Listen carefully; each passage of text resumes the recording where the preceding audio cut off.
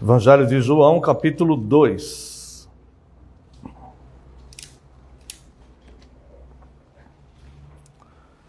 Três dias depois, houve um casamento em Caná da Galileia, achando-se ali a mãe de Jesus. Jesus também foi convidado com os seus discípulos para o casamento. Tendo acabado o vinho, a mãe de Jesus lhe disse: eles não têm mais vinho.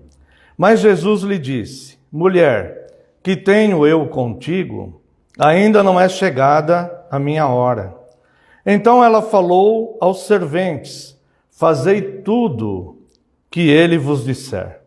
Estavam ali 6 talhas de pedra que os judeus usavam para as purificações, e cada uma levava 2 ou 3 metretas. Jesus lhes disse: enchei de água as talhas, e eles as encheram totalmente.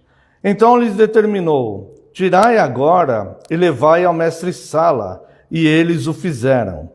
Tendo o mestre-sala provado a água transformada em vinho, não sabendo de onde viera, se bem que o sabiam os serventes que haviam tirado a água, chamou o noivo e lhe disse: todos costumam pôr primeiro o bom vinho, e quando já beberam fartamente, servem o inferior. Tu, porém, guardaste o bom vinho até agora. Com este, deu Jesus princípio aos seus sinais em Caná da Galileia.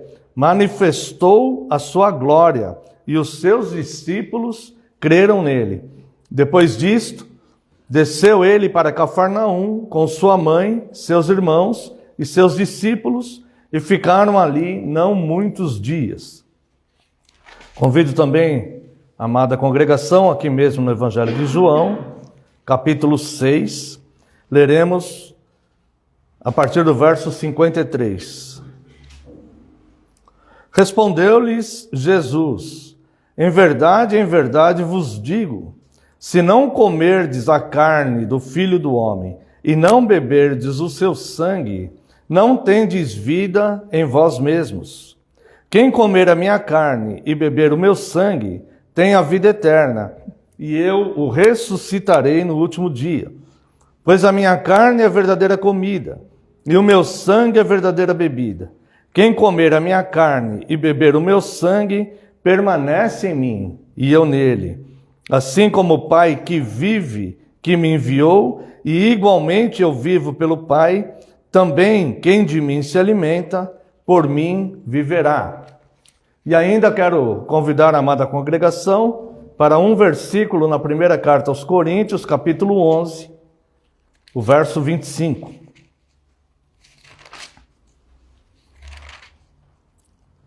Por semelhante modo, depois de haver ceado, tomou também o cálice, dizendo: este cálice é a nova aliança no meu sangue. Fazei isto todas as vezes que o beberdes em memória de mim. Convido a amada congregação para uma breve oração.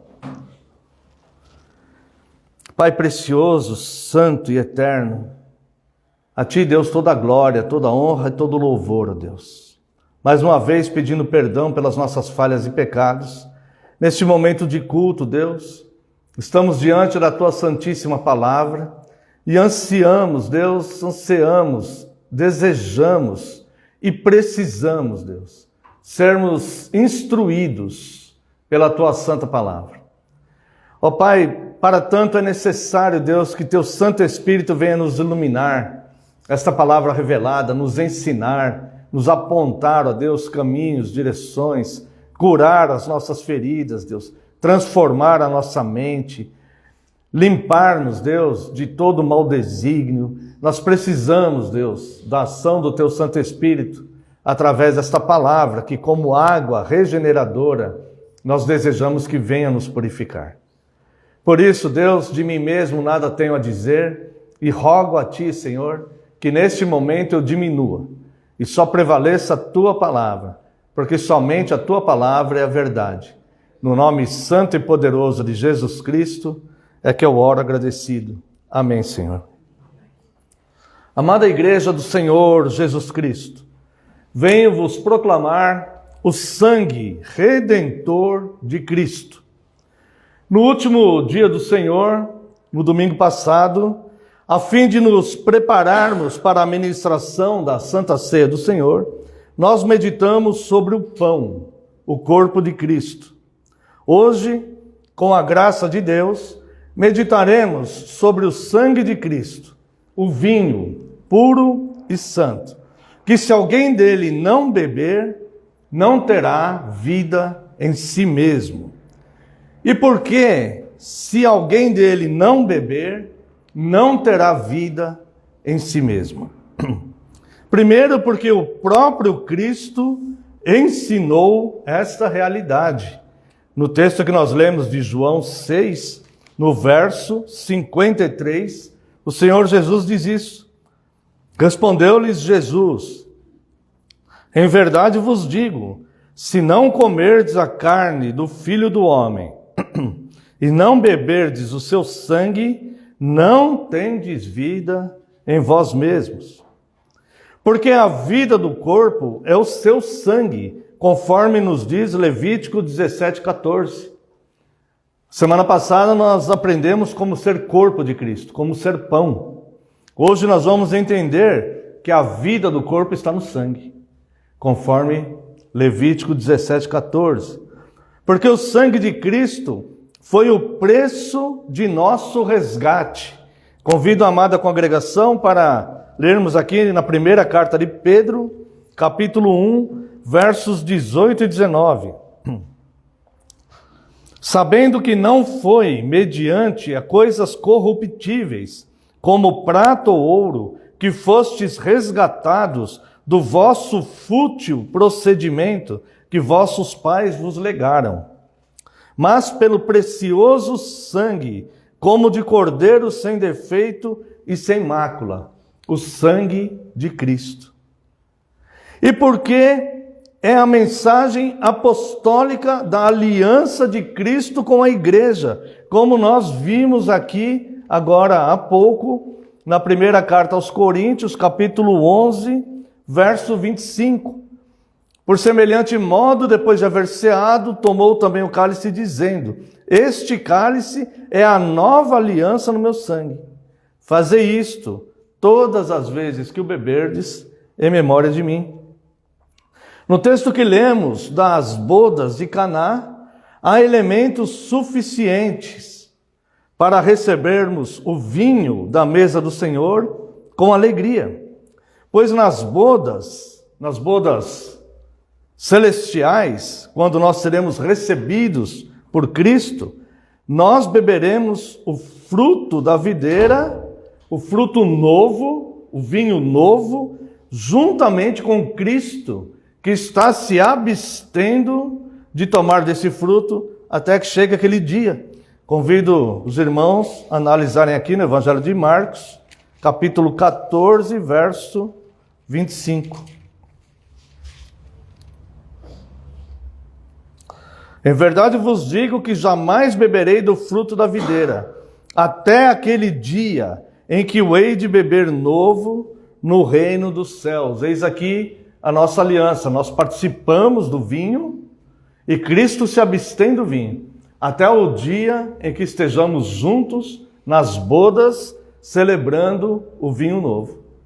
Tomaremos este vinho juntos, resgatados, purificados, limpos, sem mais tristeza, sem mais medos. O texto que nós lemos em João 2 faz referências a elementos das bodas do reino de Deus. O texto das bodas de Caná da Galileia era uma festa de casamento, em que Jesus foi convidado, sua mãe Maria foi convidada, e também os seus discípulos foram convidados. Era uma festa de casamento. Nesta festa de casamento, nessas bodas nupciais, Jesus nos ensina as bodas espirituais. Há elementos suficientes nesse texto que nos indicam e que nos mostram, amparados contextualmente pelos demais elementos, pelos demais textos que se referem ao mesmo assunto no Novo Testamento, sobre essas bodas espirituais. E eu quero analisar com os irmãos. Voltemos lá, por favor, em João capítulo 2. Evangelho de João capítulo 2, verso 1. O texto começa assim: 3 dias depois, houve um casamento em Caná da Galileia, achando-se ali a mãe de Jesus. O texto já começa fazendo uma referência à ressurreição de Cristo. Os 3 dias em que Cristo estava separado da sua igreja, pela sepultura. Quando Cristo morre na cruz, na sexta-feira, e ressuscita no domingo. Esses 3 dias é feita uma referência aqui. Durante esses 3 dias de separação simbólica, ou os homens se sentiam separados, tanto que os discípulos se reuniram numa casa com portas trancadas, com medo dos judeus. Está lá em João capítulo 20, capítulo 19 e capítulo 20. Vai abordar essa questão. O texto ele começa então dizendo que, fazendo uma referência aos 3 dias que separaram Cristo da igreja, e depois os uniu completamente na ressurreição. Veja bem, no capítulo 1, porque aqui vai falar 3 dias depois. Perguntamos, depois do quê? No capítulo 1, dos versos 32 a 51, nós vemos que o ministério de Cristo já estava em andamento. A partir do verso 15, a partir do verso 32, Jesus ele é batizado. A partir do verso 35, 2 discípulos que eram de João Batista começam a seguir Jesus. No verso 43, Jesus chama mais discípulos. Então Jesus já havia sido batizado, já havia começado o seu ministério e já havia chamado alguns dos seus discípulos, alguns dos seus apóstolos. E 3 dias depois, Cristo transforma água em vinho. Ou seja, o significado da água, que nas Escrituras simbolizam pessoas, torna-se vida. Porque Cristo ressuscitou. Isso, se bebermos da sua vida, do seu sangue, no mesmo corpo, no mesmo pão, que é o corpo de Cristo, deve correr o mesmo sangue. Se fomos feitos da boa semente, do trigo, não do joio, como nós vimos a semana passada. Se foi semeada em nós a mesma boa semente, para que nos tornemos pão, que é o corpo de Cristo, em nós deve correr o mesmo sangue, porque o sangue é a vida. Então esses 3 dias, que quando Cristo ele foi convidado para essas bodas, 3 dias após Cristo começar o seu ministério, ser batizado, chamar os seus discípulos e participar das bodas. Ou seja, nós precisamos beber este vinho para que nós tenhamos vida em nós mesmos. Senão nós não teremos vida em nós mesmos. Nós seremos apenas o que a ciência chama de bio. Seremos apenas um corpo vivo. Mas nós precisamos ser vivificados espiritualmente, segundo nos informa Paulo em Efésios capítulo 2. O vinho natural humano é finito. Nessas bodas, a presença de Cristo e da igreja. Veja o verso 2. 3 dias depois, então, em que Cristo começa o seu ministério já estava atuante. Nessas bodas, existe a presença de Cristo e da sua igreja. Verso 2. Jesus também foi convidado com os seus discípulos para o casamento. Aqui, irmãos, é apontado um erro muito pernicioso que tem assolado os jovens da nossa geração. Pessoas que pensam que abraçam Cristo, admitem Cristo, aceitam Cristo, mas não aceitam a sua igreja. Pessoas que acham que estão iludidas, achando que estão servindo a Cristo, que estão guardando os mandamentos de Cristo, que vivem em Cristo, mas desprezam a igreja. É impossível desassociar Cristo da igreja. Então nós vemos aqui que nessas bodas está presente Cristo com os seus discípulos, a presença de Cristo e da igreja. Não haverá bodas para quem quer somente Cristo, mas despreza a sua igreja. Ambos são o mesmo corpo e são vivos pelo mesmo sangue. Se não há comunhão, se não há cultos juntos, se as pessoas não estão em comunhão, cultuando a Deus juntos, elas não estão no corpo de Cristo. Salvo, obviamente, por motivos que efetivamente impedem a pessoa disso. Obviamente, nós devemos aplicar aqui o bom senso. Uma pessoa enferma, por exemplo, uma pessoa que está internada no hospital, uma pessoa que não possa congregar. Mas uma pessoa que tem liberdade para congregar e rejeita a comunhão, rejeita estar nos cultos, esta pessoa não está na vida de Cristo, ela não está bebendo o sangue de Cristo, ela não está se alimentando no pão de Cristo, que é a unidade da igreja, como nós vimos na semana passada. É o corpo de Cristo unido. Não existe cristão isolado do corpo. Se pegar um dedo de uma pessoa, cortar fora, aquele dedo ele não vai viver. Fora do corpo, nenhum membro vai poder sobreviver. Terceira questão é que nessas bodas, a presença de Cristo e da igreja, como nós já vimos.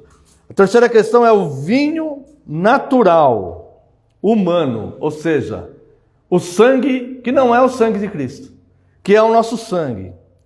Ele é finito, ele acaba. Veja o verso 3. Tendo acabado o vinho, a mãe de Jesus lhe disse: eles não têm mais vinho. O vinho natural humano é finito e acaba. Assim é a vida no presente século. Ela vai acabar. A continuidade dessa vida vai depender não da vontade da carne, mas da autoridade de Cristo em dar seu vinho novo e puro. Ninguém se iluda, porque este sangue, um dia, o sangue natural, ele vai parar de correr nas nossas veias. Ele é finito. A vida humana, neste presente século, é finito.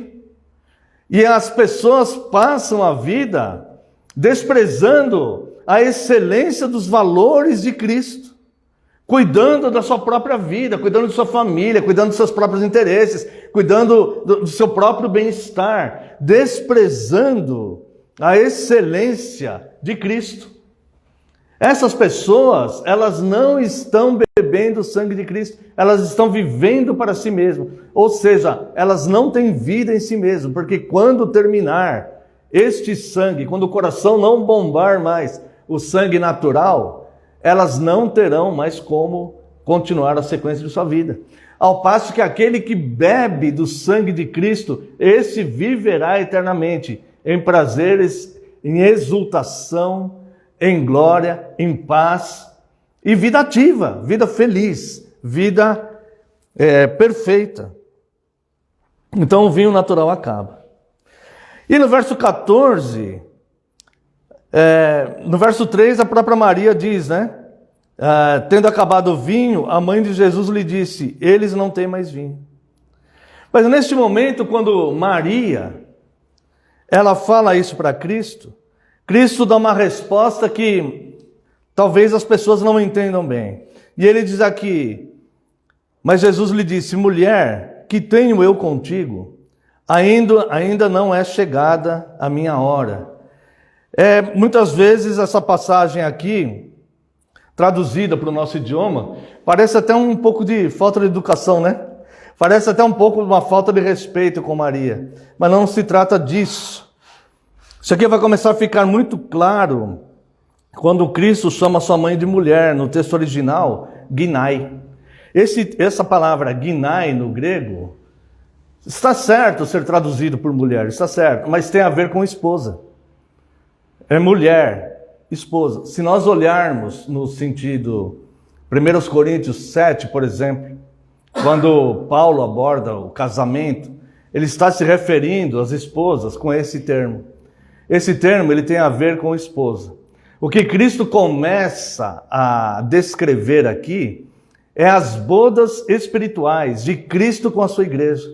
Então ele vai chamar aqui não só, ele chama a sua mãe de mulher, mas aqueles discípulos, a igreja de Cristo, como sua esposa.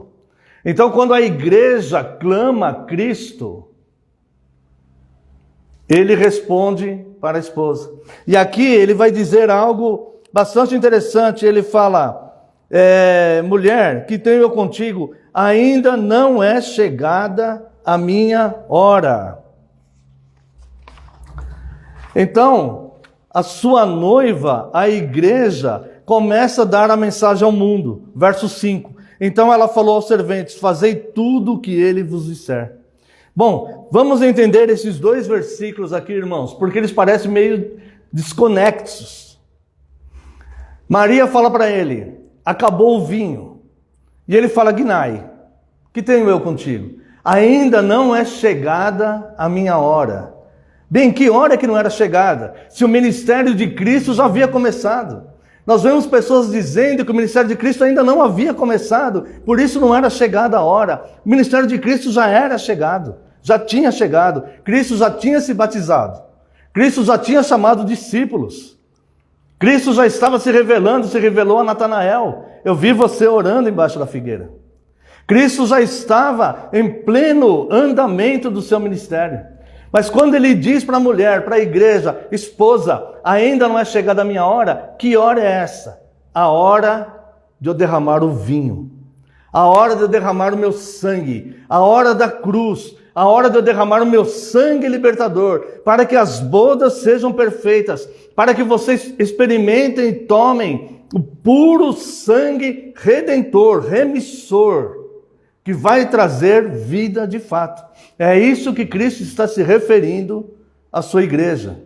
Ainda não chegou a minha hora, mas eu vou ilustrar para vocês o que vai acontecer. Eu vou ilustrar para vocês o que eu posso fazer, o que eu farei nas bodas e como serão as bodas. Eu vou mostrar para vocês como eu posso salvar toda e qualquer situação na sua vida. Através do sangue que eu derramei na cruz. Agora entenda, se você não beber desse sangue, você não tem vida em si mesmo. Se você não beber nesse sangue, você vai clamar a mim e eu vou falar o que eu tenho eu contigo. O que tenho eu contigo? Se você não beber desse sangue puro, o que tenho eu contigo? Maria ainda não tinha bebido. Nós já bebemos. Cristo já derramou esse sangue na cruz. Se a pessoa quer ficar alheia ao sangue de Cristo e acha que quer ter Cristo e acha que Cristo deve solucionar os seus problemas, elas devem entender que Cristo disse explicitamente, quem não beber do meu vinho não tem vida em si mesmo. Aquele ramo que não está enxertado na videira não tem vida. Mesmo que ele ache que ele é uma videira, mesmo que ele ache que ele é um produtor de uvas, ele não tem vida, ele não tem fruto. É necessário envolvimento total, é necessário se tornar pão, é necessário se tornar o trigo semeado pela boa semente que o Senhor semeou no seu campo. É necessário ser triturado, como nós falamos semana passada, quando a pessoa ela vai ter que fazer uma escolha, ou o meu pecado ou Cristo, e ela vai ser torturada internamente, porque ela quer seguir o pecado. É necessário misturar esse grão triturado com a água do batismo. É necessário passar pelo fogo, como o serafim tocou na boca de Isaías, com o fogo para purificar o seu pecado e tirar a sua iniquidade. E é necessário tomar o sangue de Cristo, porque o sangue é a vida. Senão, não teremos vida em nós mesmos. E é esta a mensagem da cruz. Esta é a mensagem do Evangelho. Uma coisa é a igreja ouvir, mulher, o que eu tenho eu contigo, antes do vinho ficar pronto. A outra coisa é alguém ouvir, o que tenho eu contigo, depois que o vinho ficou pronto lá na cruz. Portanto, cada um cuide de si mesmo, e cada um olhe para si mesmo, e cada um perceba a sua própria miséria, e cada um perceba o que de fato quer a respeito do reino de Deus.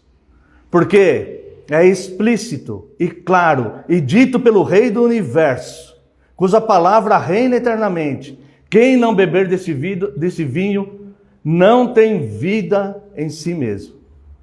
Quem não beber do sangue de Cristo não tem vida em si mesmo. Quem não quer comunhão na igreja não tem vida em si mesmo. Essa pessoa está morta espiritualmente.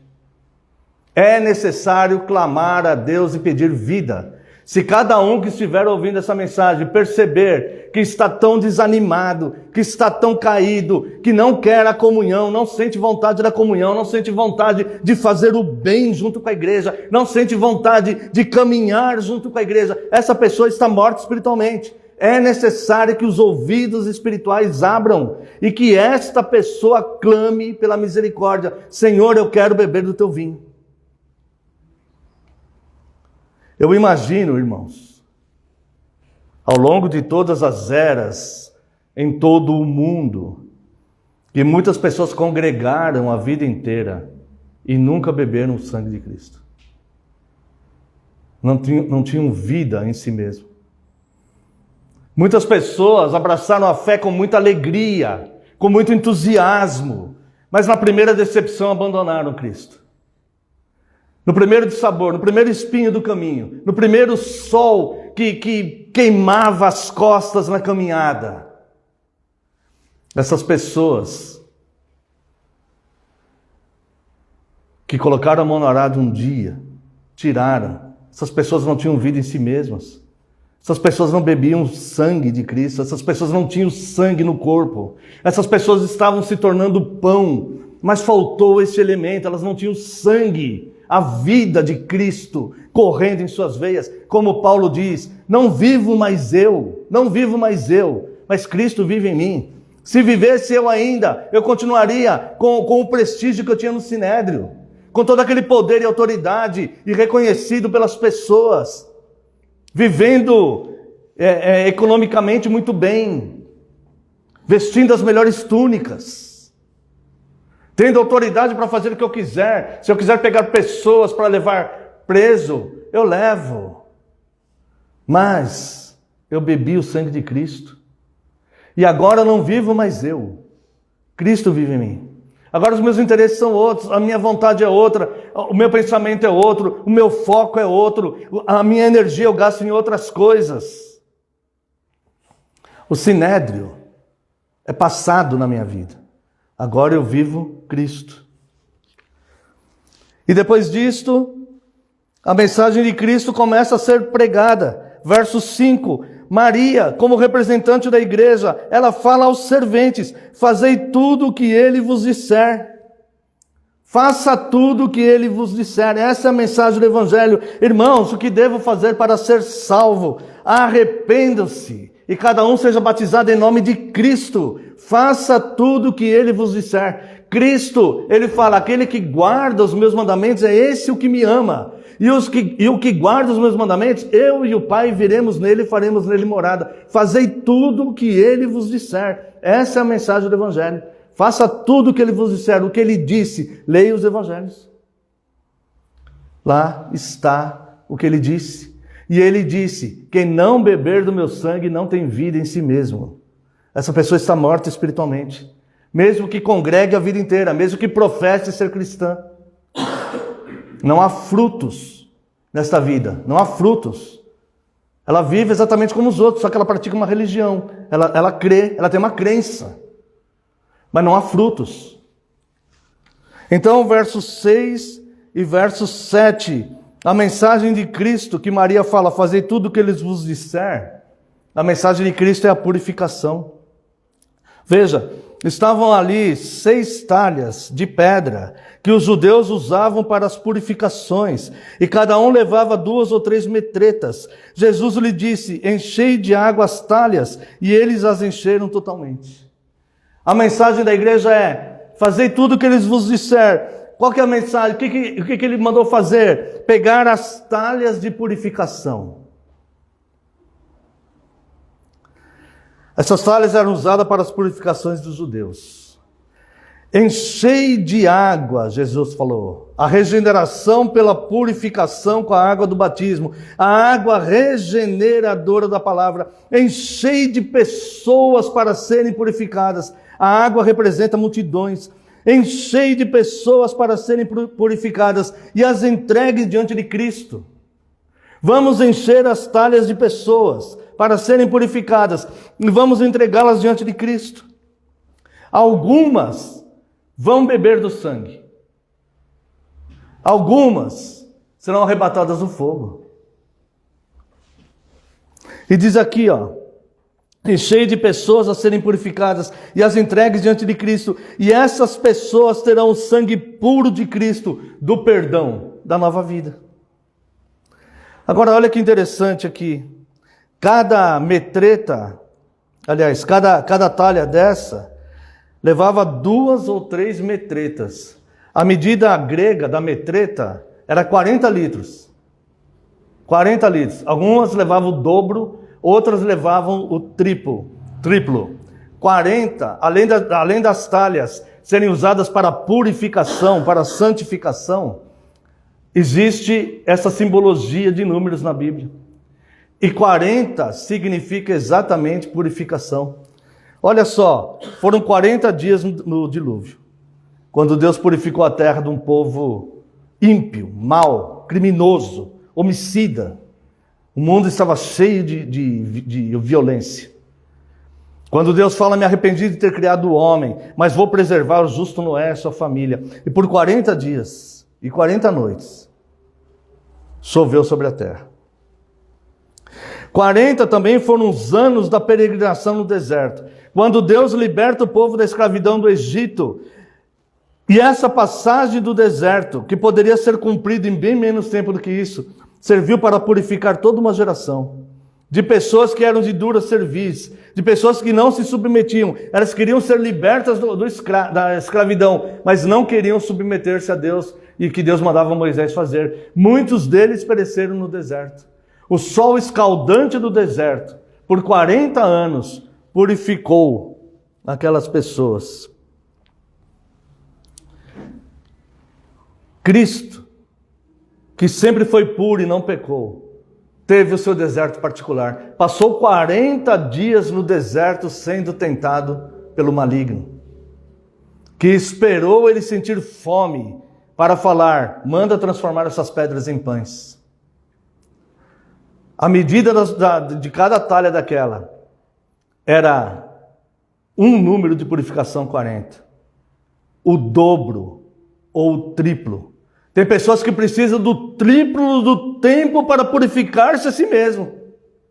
Mas serão purificadas por esse sangue. Portanto, não desista na caminhada. Não desista na caminhada. Seja o teu deserto escaldante. Seja o teu deserto com Satanás te tentando. Seja as tempestades do dilúvio açoitando a sua vida. Não baixe a guarda, não desanime. Continue em frente, porque só vai ter vida em si mesmo aquele que beber do sangue dessa purificação. Você está sendo purificado por Deus. Sendo tratado, treinado, cuidado. O seu caráter está sendo forjado para que você possa servi-lo dignamente. Portanto, não temas lágrimas, não temo o mundo, porque aquele que conduz a história, nós pertencemos a ele. Não cai um pardal do céu sem o consentimento dele, sem a permissão dele. Portanto, aquele que amou tanto a igreja, a ponto de dar o seu próprio filho, seja o que for que nos aconteça, que nos advenha, é a vontade dele para nós. E ele sabe cuidar do que é dele, e ele tem seus santos propósitos. Os desertos nos faz chorar, ninguém diz que nós não vamos chorar. Mas nós vamos beber desse sangue e vamos ter vida em nós mesmos e seremos purificados na nossa caminhada. Então eu quero nesse momento te convidar a trocar o seu fardo pesado, sofrível e inútil. Porque se você está carregando um fardo árduo e pesado, sofrível, mas que não é por causa do reino de Cristo, é por causa da tua vida secular, esse fardo é inútil. Você está carregando inutilmente. Você está carregando um peso em círculos, assim, achando que está indo para algum lugar, como eles nos 40 anos do deserto, andando ali. Eu quero te convidar a trocar esse fardo pesado, esse fardo árduo, esse fardo sofrível e esse fardo inútil, pelo fardo de Cristo, que os mandamentos não são penosos, que o jugo dele é suave, que ele oferece alívio e descanso.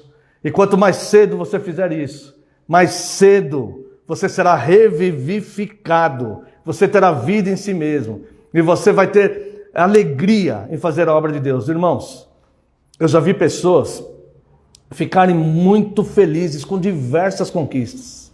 Conquistou a mulher que amava, conquistou o império financeiro, conquistou o emprego dos sonhos, tirou o diploma que achou que não ia conseguir. Todas essas alegrias, elas esfriam e passam. A única alegria que enche de gozo pleno o ser humano é a alegria de fazer o bem, de fazer o certo, de cuidar de pessoas. Às vezes você olha para uma pessoa que é assim, às vezes a pessoa não tem, parece que não tem onde reclinar a cabeça, mas tem um coração exultante e feliz. A única felicidade duradoura é fazer o bem, é o serviço piedoso, é cuidar das coisas de Cristo. Sabe por quê? Porque essa pessoa tem vida em si mesma. Ela não depende das alegrias momentâneas que o mundo pode oferecer. Ela tem vida em si mesma. E essa vida é eterna.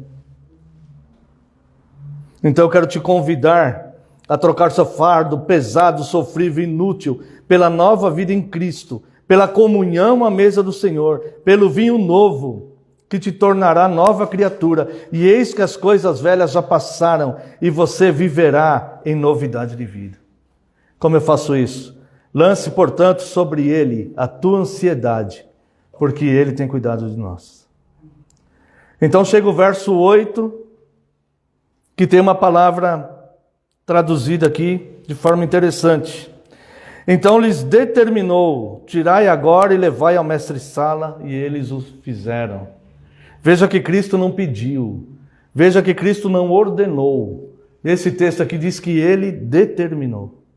Somente Cristo pode determinar vida, somente Cristo pode determinar a transformação, somente Cristo pode determinar que nos coloquem dentro de uma talha de purificação, para que nós sejamos transformados em vinho novo.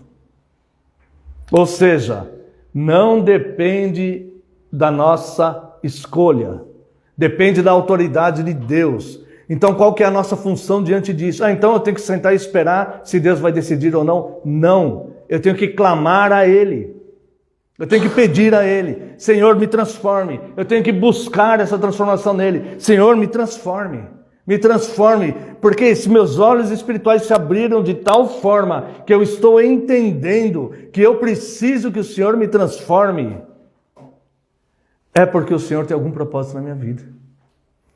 Então me tire deste estado que estou, onde eu não tenho vida em mim mesmo, e me faça beber do teu sangue. Eu quero beber do teu sangue de fato. Eu não quero simplesmente tomar um cálice de vinho. Cálice de vinho posso tomar em qualquer momento, qualquer pessoa pode tomar. Eu quero beber do teu sangue, para que haja vida em mim mesmo. E por fim, os servos obedecem, então é constatada a transformação. A vida que terminava com o fim do vinho, que trazia tristeza à festa, vergonha ao noivo, decepção à noiva, agora é surpreendente em alegria e honra. Quando um pecador toma o vinho novo, o sangue de Cristo, e passa a viver a festa no céu. Então, quando o vinho está acabando, é um momento de desonra para o noivo, de decepção para a noiva, de tristeza para a festa. Cristo, ele transforma tudo aquilo. E a festa fica na melhor qualidade possível.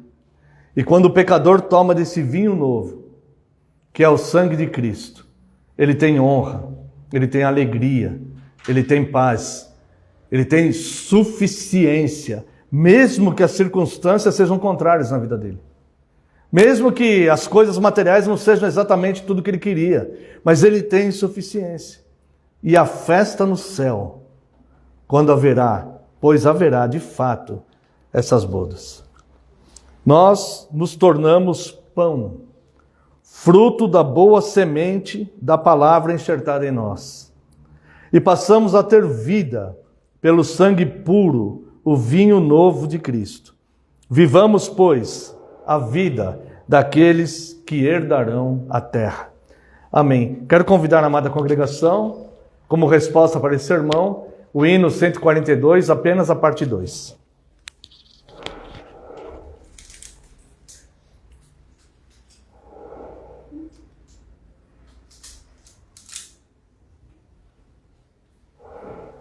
Sangue que Jesus verteu é divino, é eficaz.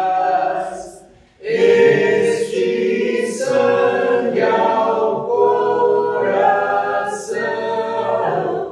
força, amor e vida.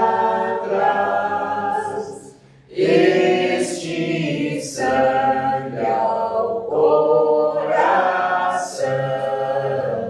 força, amor e vida.